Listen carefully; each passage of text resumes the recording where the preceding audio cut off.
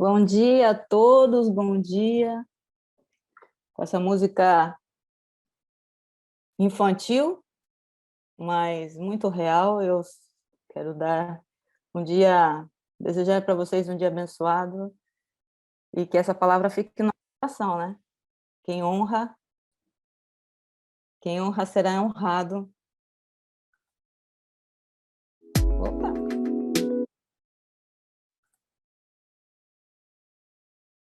Quem honra será honrado por Deus. Então, hoje, retornamos mais um momento com esse livro de Ruth, que tem nos impactado em cada detalhe que a gente encontra aí, né? Do que a gente tem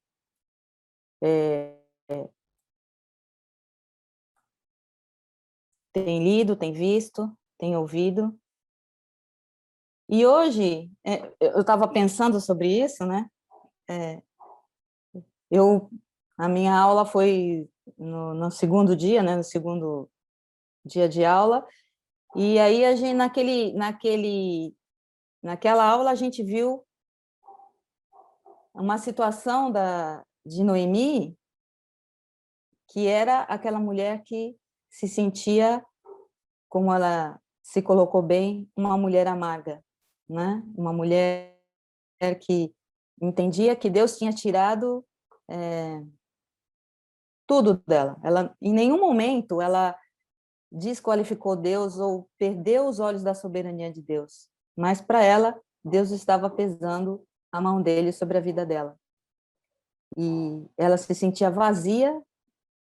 E aí a gente pode até entender, nós que até, muitos talvez tenham passado por essa experiência, né, de uma deprimição ou uma depressão, ou uma situação tão profunda que você não vê nenhuma perspectiva, né, a não ser um sofrimento adiante. E hoje, incrivelmente, nós vamos ter uma reviravolta. Eu coloco hoje como uma reviravolta nessa história, né? Que tem história de dor, tem história de transformação, tem história de romance. É um livro tão pequeno, mas ele tem tantas histórias de vida que é aí que nos impacta, né? E, acima de tudo, a interferência divina em tudo isso.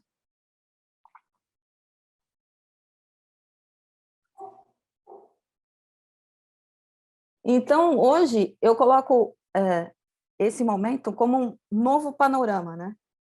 Novo panorama de acontecimentos dentro desse livro que nós estamos vendo hoje. E isso fica bem marcado no último versículo que vocês devem ter visto na última aula, com certeza, que é lá no capítulo 2, no versículo 20, que Noemi faz a seguinte colocação, conversando com Ruth, né? Depois que Ruth chega e coloca para ela tudo o que aconteceu, né, nesse momento da colheita, ela volta com as mãos cheias, né, com o alimento, relata toda a atenção, né, toda essa perspectiva diferente que aconteceu naquele dia, com o coração alegre, e aí aquela teologia, que a gente pode dizer assim, de Noemi, em relação à soberania de Deus, se manifesta nessa passagem. Então, onde Noemi diz: o Senhor não deixou de lado sua bondade, tanto pelos vivos, elas duas, como pelos mortos, seu marido e seus filhos. E esse homem, né, do qual Ruth havia relatado, é um dos nossos parentes mais próximos, o resgatador de nossa família. Nesse trecho, nesse momento, a gente começa a ver a reviravolta, esse novo panorama que, de repente, começa a brilhar no rosto de Noemi. O que significaria isso, né? O que isso, qual significado tem isso? A Noemi entendia muito bem que, cuidando da viúva de Malom, Ruth, Boaz estava também cuidando dos mortos, como também demonstrando bondade para com os vivos. E, de fato, ela entendia que Deus tinha começado a mostrar a sua bondade para com os vivos e com os mortos.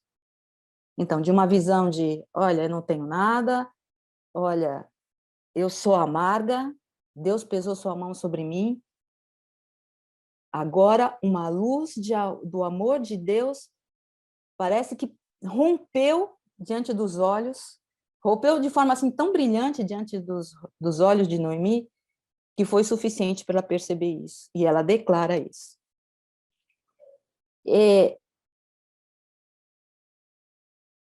Mas existe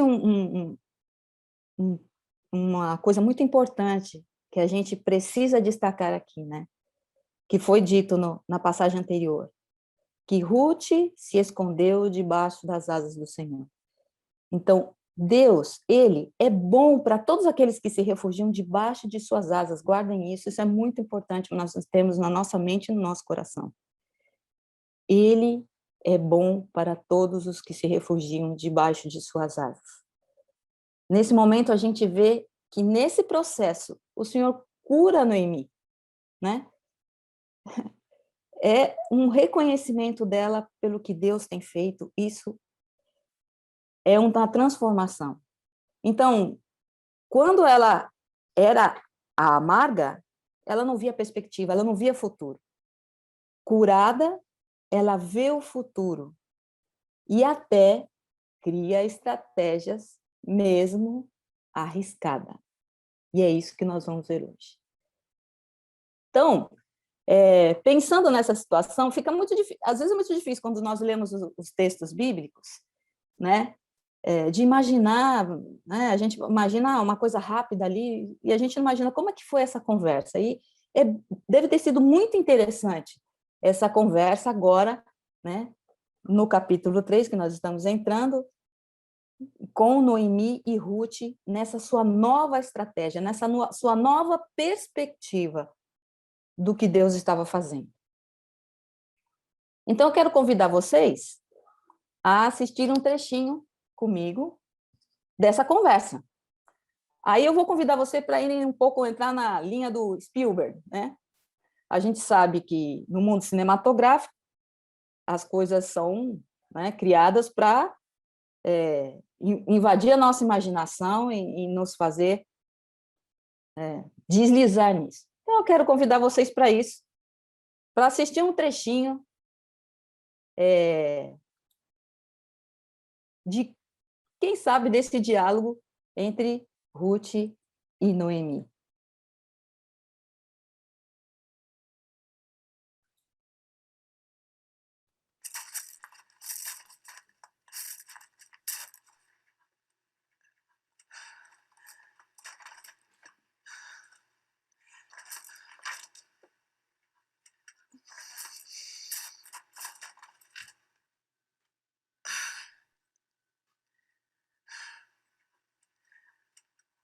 Como pode ser isso? Eu trabalho o dia todo e você é quem parece sem fôlego? O que você andou fazendo?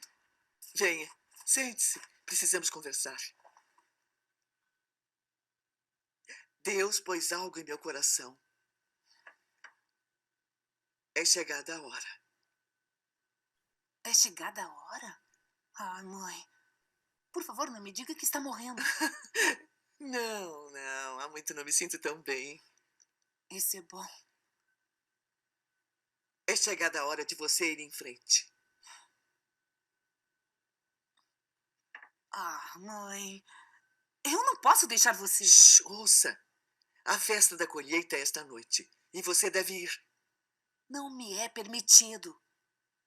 Você não é apenas uma espigadora. Por minha causa, você pode.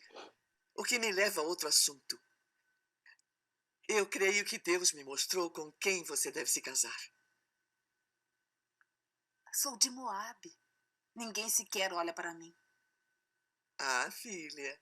Tem um que olha para você todos os dias. Quem? Boaz.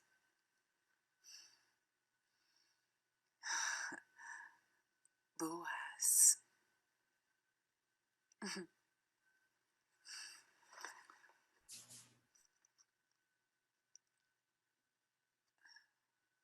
Sim, claro. Ele é um homem muito gentil. Mas eu não sou digna desse amor. E não vejo como ele possa se interessar em mim. Ah, Ruth. Boaz sempre esperou por alguém como você, assim como você esteve esperando por alguém como ele. Ele pode protegê-la e sustentá-la. Deve deixar que ele saiba dos seus sentimentos.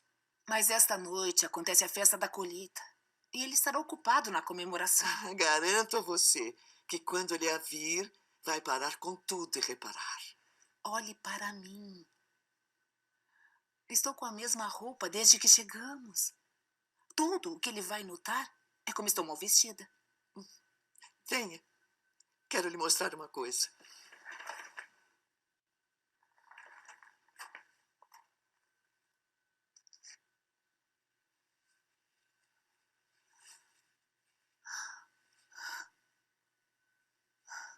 Mãe, mas isto é lindo. Você não precisava fazer isso. Ah, precisava sim, Ruth. Você tem sido tão leal e gentil comigo, mesmo quando não precisava ser.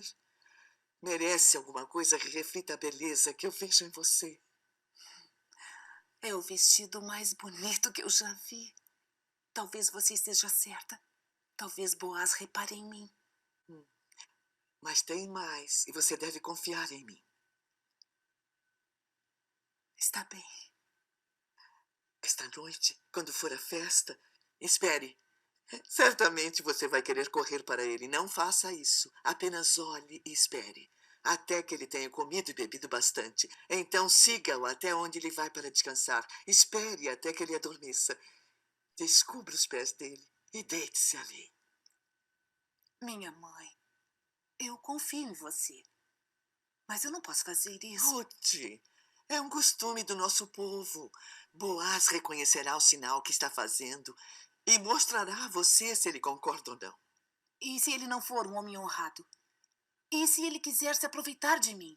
Se Boaz for um homem de Deus, e eu sei que é, fará apenas o que a lei diz que pode fazer.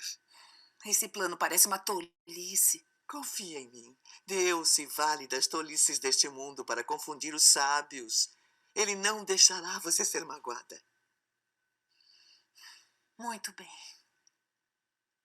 Farei como disse. Ótimo! Temos pouco tempo. Precisamos aprontar você para a festa.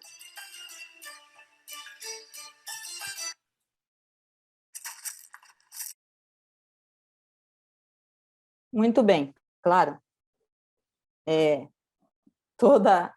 Todo Spielberg tem seus entremeios, mas imagino que, de repente, a conversa foi exatamente assim, entre Ruth e Noemi. Uma ideia, né, uma proposta, algo que, com certeza, nós imaginamos que Noemi, aquela que, de repente, viu uma nova perspectiva, entendeu que Deus estava atuando e se manifestando ali, pensou, talvez, numa coisa que eu e você talvez não imaginássemos, mas ela entendeu que assim deveria ser feito. Mas vamos nos apoiar nos versículos, né? Então, vamos ler a passagem lá em Ruth 3, versículos de 1 a 5, que diz: certo dia, Noemi disse a Ruth: minha filha, é hora de encontrar para você um lar seguro e feliz. Esse Boaz, senhor das moças com que você trabalhou, é nosso parente próximo. Hoje à noite ele estará na eira, onde se debulha a cevada. Faça o que lhe direi. Tome banho, perfume-se e vista a sua melhor roupa. Depois vá até lá para não deixe que Boaz a veja, enquanto ele não tiver terminado de comer e beber. Repare bem no lugar onde ele se deitar. Então vá, descubra os pés dele, deite-se ali. Ele lhe dirá o que fazer. Farei tudo o que você disse, respondeu Ruth. Vamos orar? Queria entregar esse tempo e esse momento para que Deus fale ao nosso coração, segundo a sua vontade, e com certeza, creia que mesmo nos momentos mais simples, né, um trecho simples que Deus está usando hoje, ele tem algo muito profundo para falar nas nossas vidas e nos lembrar da presença dele. Senhor Deus, nós te agradecemos porque nós estamos aqui em submissão à tua vontade. Nós estamos aqui porque o nosso desejo, movido pelo teu Espírito, é entender, ouvir e aprender do Senhor. É saber as coisas mais simples da vida cristã, mas que são tão importantes e nos preparam dia a dia para que nós vivamos aquilo que o Senhor tem separado para as nossas vidas. Então, Senhor, entregamos esse momento e que o teu nome seja honrado em Cristo Jesus. Amém.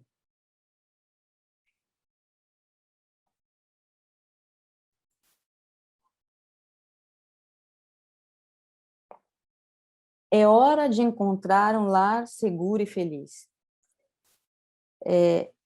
Noemi, ela decidiu tomar uma iniciativa, né? E não era um simples lar, que ela entendeu no seu coração que ela precisava encontrar para sua nora e sua filha, né?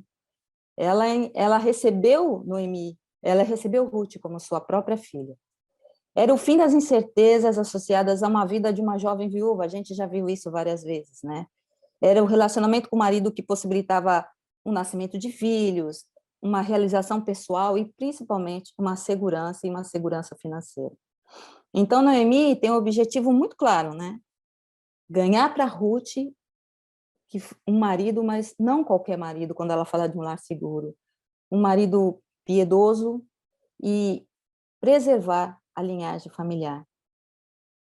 Mas a gente pode dizer que é uma estratégia, no mínimo, estranha e muito arriscada, ou arriscada, né?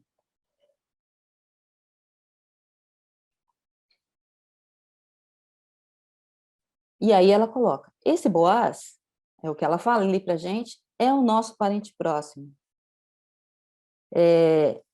Portanto, se ele é o parente próximo, é aquele que teria condições, né, de resgatar tanto os bens e a linhagem e a sequência da família, né? Então, adquirindo os bens, ele não deixaria que tudo aquilo fosse perdido, e aí tem toda a garantia que a lei dá sobre isso. E, portanto, ele era o candidato mais provável para ser o marido de Ruth. E aí a herança da família sobreviveria exatamente como os costumes hebraicos. E eu acredito que nesse processo todo, Noemi conhecia muito bem o coração de Ruth e ela conhecia o coração de Boaz, né? Eu acho que ninguém pensa numa estratégia, na forma como ela pensou, se não tivesse algo que a deixasse tranquila nas ideias. Acredito eu, entendo eu isso. Porque terminou a colheita e, apesar dele ser o parente próximo, ele não tinha, ele não, e a gente vendo as passagens anteriores, vemos como Boaz foi gentil, foi cuidadoso, foi atencioso com Ruth. Realmente Ruth chamou a atenção, mas ele foi cuidadoso com tudo, né? E em nenhum momento ele tomou qualquer iniciativa, né, no sentido de fazer valer esse direito, buscar esse direito. Ele simplesmente cuidou das necessidades delas. Então, acho que Noemi raciocinou que após o fim da colheita, esse tempo, né, que elas já estavam até supridas da sua alimentação, talvez ela tenha entendido que dificilmente Boaz procuraria pelaquela jovem. Vamos entender que isso possa ter acontecido. Então, de alguma forma, ela queria garantir que esse homem fosse aquele que resgatasse o que viesse até a sua família e até a vida de Ruth.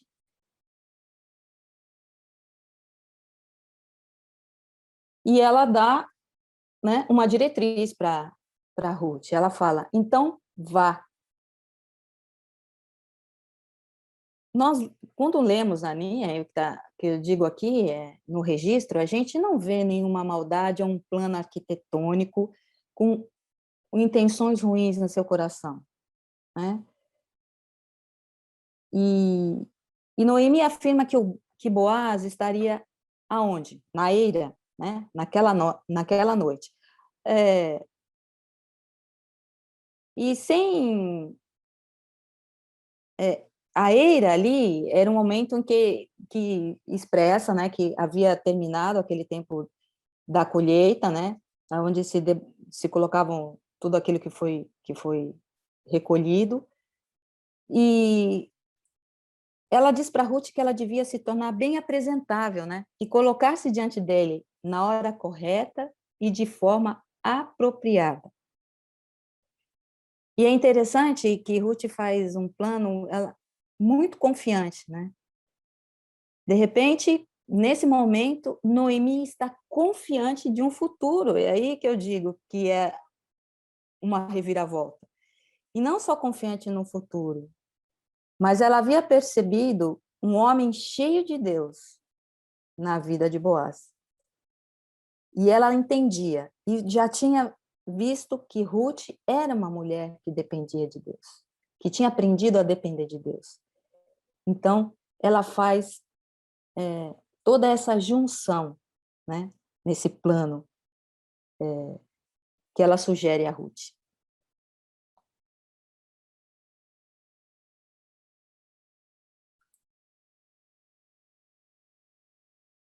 Descubra os pés dele e deite-se ali.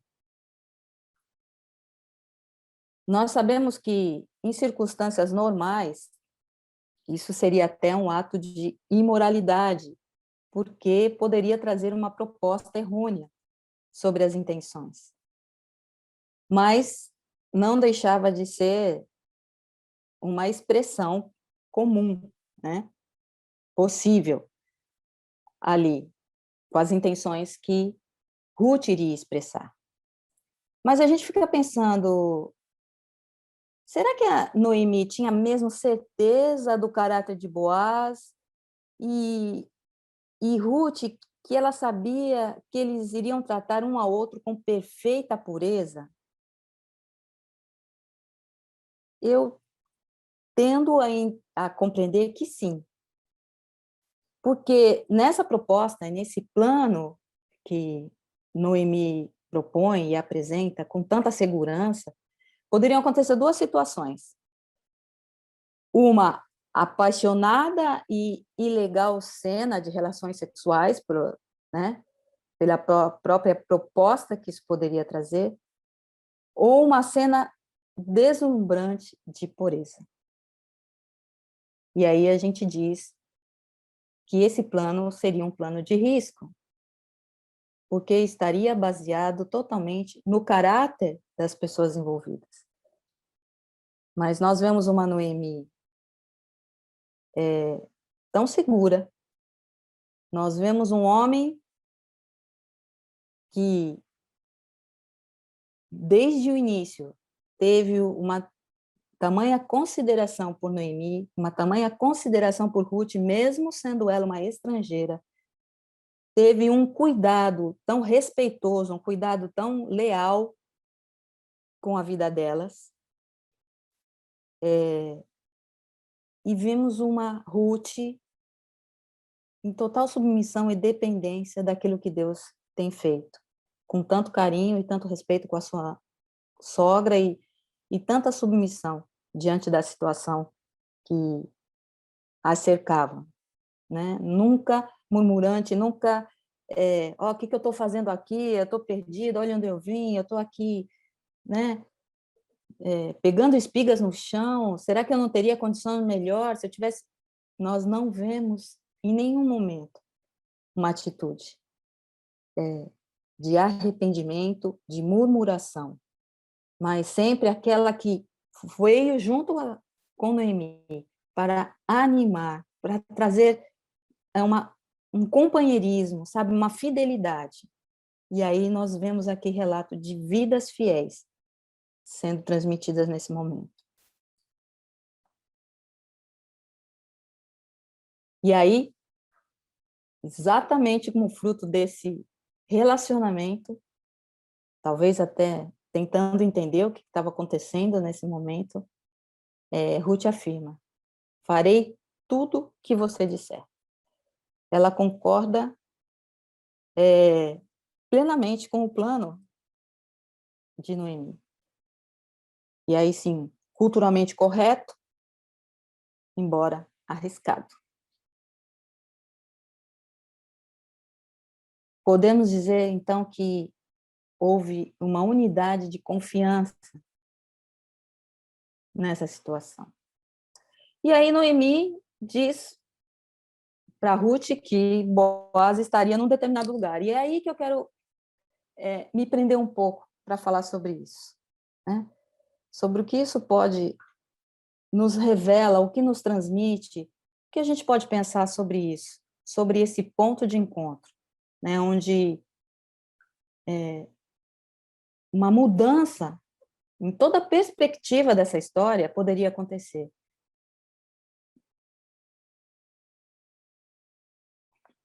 Um encontro na eira.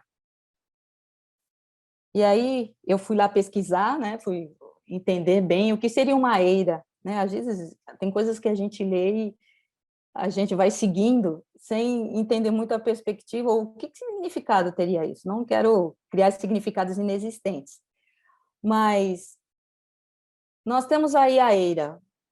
Então essa aí é uma foto, né, do que seria a eira. A eira era um espaço plano, né, de um chão batido e duro, às vezes com uma borda, às vezes... Aliás, eu vim descobrir que antigamente se faziam telhados com eira e tinham mais umas duas partes, uma beira. Então, aquele ditado que diz, é uma pessoa sem eira nem beira, que só tinha a parte de cima e não tinha os acabamentos. Então, é uma pessoa inacabada, ou seja, fica sem fim nem começo. E aí, essa era a imagem da eira. O que era a eira, né? Era onde os cereais eram malhados, depois eles eram peneirados, depois de colhidos, né? E a brisa, jogado para cima, a gente já viu isso em outras situações de colheita, ela separava a palha dos outros detritos e dos grãos dos cereais. Então, na verdade, ali se purificava, né? Então, a eira era um lugar de transformação daqueles grãos para algo de qualidade. A gente pode colocar isso para a nossa vida? Será que a gente tem momentos que nós passamos pela eira, nós entramos na eira, nós temos um encontro na eira, passamos por ela e temos um encontro na eira? Eu fiquei muito pensando sobre isso, né? Eu acho que Deus é muito poeta em tudo que faz.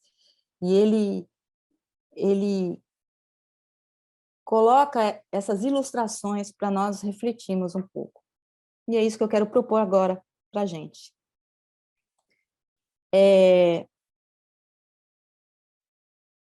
Quando nós falamos desse encontro,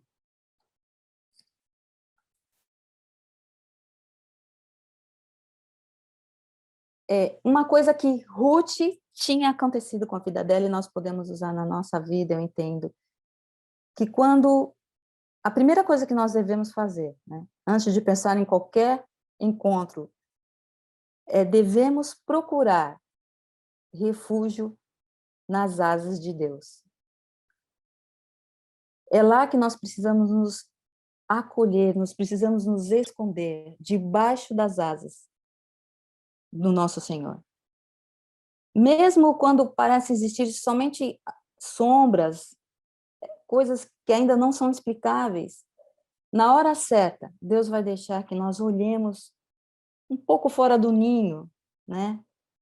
Fora do seu ninho guia, e ver a linda paisagem que Deus tem reservado para cada um de nós.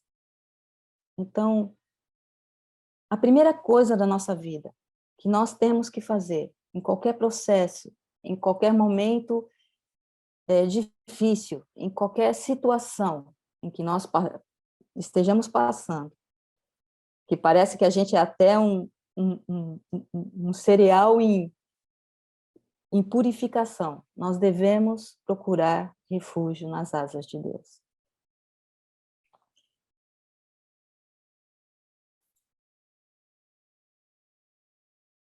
temos que nos preparar antes de buscar as coisas que nós desejamos. Foi bem interessante esse encontro, quando, claro, Noemi coloca, olha, você precisa se preparar. Então, Ruth se preparou para aquele momento, né? Ela tinha um plano, uma proposta, e ela se preparou para aquele momento. Então, nós temos que nos preparar antes de buscar as coisas que nós estamos desejando, as coisas que nós temos como um planejamento.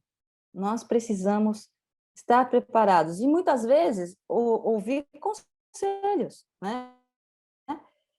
E, às vezes, conselhos de pessoas mais experientes, né? A multidão de conselheiros que nos orienta. Porque na preparação, que verdadeiramente é nesse momento da preparação, é que nós saberemos se vale a pena buscá-las, né? E ouvindo a quem pode nos orientar, a gente entende se esse desejo é realmente do nosso coração. Com certeza, ao primeiro momento, a gente imagina aquilo mesmo. Ruth deve ter ficado olhando para Noemi e tentando entender tudo aquilo. E uma coisa importante é, mesmo ouvindo os conselhos, nos preparando, ouvindo conselhos, ouvindo principalmente a voz de Deus, nós temos que avaliar todo o conselho recebido. E aí a gente tem que perguntar, o conselho que me foi dado tem base nas Escrituras ou é só a opinião do conselheiro? Então, nós precisamos estar permeados da palavra de Deus para entender se aquilo que está sendo direcionado, se aquilo que está no meu coração, se aquilo que até eu consultei pessoas vem de um pensamento humano ou vem da direção de Deus.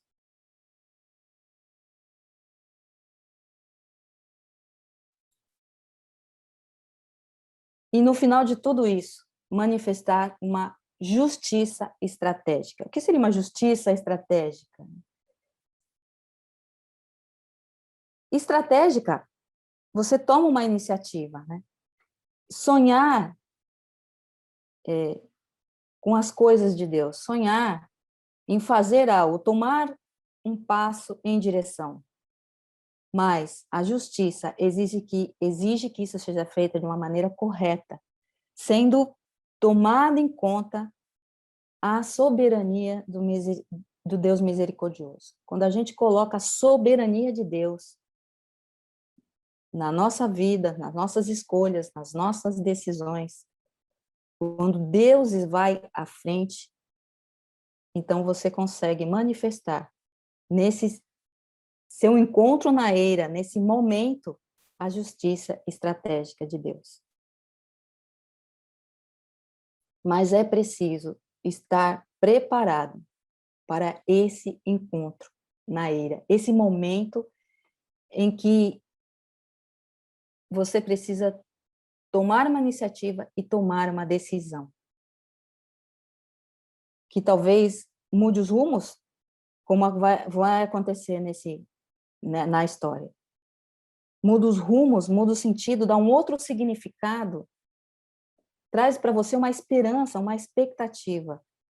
E tudo isso em base aos caminhos que Deus tem trilhado na sua vida, em base à primeira ação, que é refugiar-nos sob as asas do nosso Deus. Estarmos na total dependência dele, sermos submissas à vontade dele e caminhar na direção que ele vai nos dando. E talvez o nosso encontro na eira, talvez não, é certo que o nosso encontro na eira vai ser esse encontro transformador, esse encontro que traz uma nova perspectiva, traz um novo caminhar. O que nós podemos concluir desse momento, né, desse trecho que é tão pequeno, mas que ele traz um significado de mudança tão grande no transcorrer dessa história que a gente tem acompanhado na vida de pessoas que são tão semelhantes com a nossa vida, que passam processos tão difíceis, que passa por um processo de transformação, de purificação das próprias vidas, né? A gente tem visto como tem acontecido mudanças, como tem sido revelado o que tem no coração humano, as necessidades e as aflições do coração humano, a que ponto pode chegar, mesmo caminhando com Deus, mesmo numa vida de caminhar com Deus, você pode passar por momentos de dificuldade, não de perder o entendimento da soberania de Deus, mas de achar que Deus esqueceu de você nesse momento, que Ele está te fazendo passar por um deserto, mas que parece que Ele não está vendo essas coisas acontecendo. Não, Deus está vendo todas as coisas acontecendo. E vai haver momentos de mudança, e vai haver momentos em que os planos maiores de Deus vão sendo revelados na nossa vida. E aí, seja o seu encontro na eira, seja o seu momento de marcar essa mudança na dependência de Deus. O que a gente pode concluir, então, dos acontecimentos que nos foram narrados hoje? Nós precisamos entender que os fins não justificam os meios, né? Então, porque era possível para a vida de Noemi e Ruth, estava dentro da lei, né, essa situação, reivindicar isso, não era um plano absurdo, no sentido do que era garantido a elas, mas não por isso elas deviam desrespeitar ou desentender os princípios bíblicos que norteiam a vida delas, e nós não podemos esquecer disso, observar os princípios bíblicos que estão ao nosso redor, que nos falam dos fatos, das verdades e da justiça de Deus na nossa vida. Então, a base para as nossas decisões tem que ser e estar firmado na palavra, né? Nós precisamos ter a segurança de que os valores e as verdades do Senhor não estão sendo contrariadas nas nossas decisões.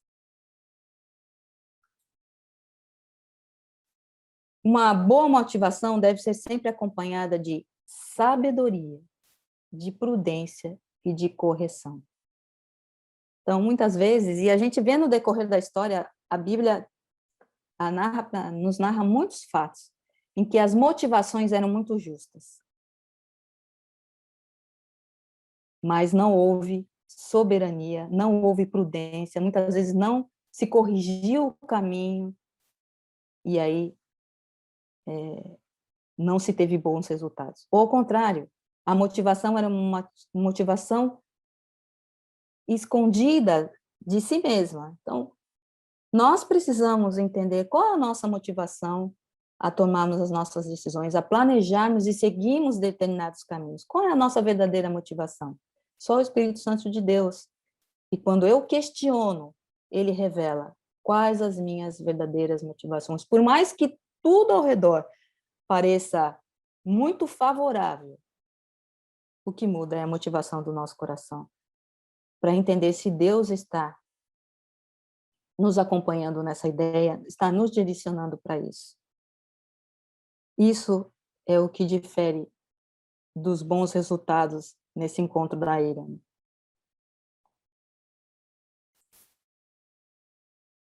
A sabedoria divina não exime o homem de suas responsabilidades. Então, nossas decisões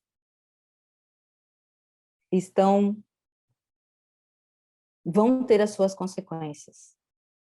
Então, nós precisamos andar em consonância com a sabedoria de Deus, com a direção de Deus. Porque todos os nossos atos trazem as consequências dele. Temos que andar em medo? Não. Nós temos que andar em temor àquilo que Deus tem nos dado. Então, quando nós investigamos o nosso coração, nós colocamos isso diante do Senhor, né?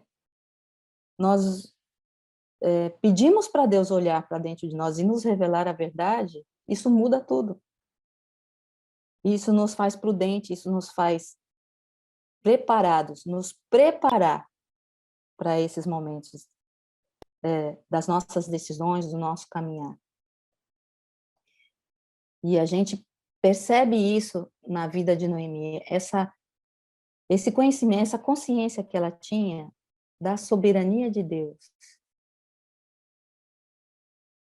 E quando ela traça esses planos, e em segurança, ela coloca a vida da sua nora. Quando ela coloca, faça isso.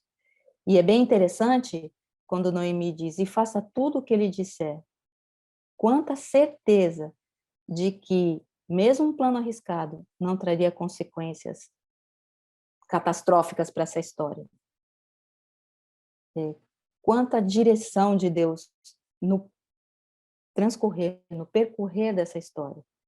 E a gente vê nesse momento, né? Isso muito, muito expresso ali. Essa certeza na direção que Deus estava dando. Então, a gente vê Noemi, uma pessoa que de repente se sentiu tão fragilizada, mas nunca desamparada por Deus, nunca subestimando a pessoa de Deus, como se a culpa toda fosse de um Deus que não olha, não nos percebe, mas talvez uma compreensão mais triste do que significaria Deus me deixou, Deus pesou a sua mão, Deus me fez amarga. E, de repente, ela consegue novamente abrir os seus olhos e perceber que Deus estava sempre ali, e que agora era o momento dessa mudança, e ela não perde tempo, ela toma a sua iniciativa. Entendi, Deus. É por aqui que é essa a resposta que finalmente eu vejo. O Senhor estava aqui o tempo todo, mas isso não é um erro, isso é humano, né? Nós, muitas vezes, não vemos, quando estamos inseridos numa dificuldade, nós não percebemos o transcorrer do plano de Deus, mas se nós nos colocamos debaixo da mão poderosa, e mesmo nos momentos mais difíceis, nós aguardamos com paciência e sabedoria, debaixo das asas do Senhor, o momento em que Ele vai mostrar-nos o próximo passo, a sequência do que Ele está escrevendo na nossa vida. E aí nós conseguimos ver. Essa é a diferença quando nós estamos, mesmo passando por dificuldades, estamos conscientes da soberania do nosso Deus e que no momento certo Ele vai levantar sozinha e vai mostrar, olha, filho, é ali, ó. Tá vendo? Eu continuo aqui te cobrindo, mas eu tenho aquilo ali na frente para você. Agora as coisas você vai entender um pouco mais do meu caminhar na sua vida.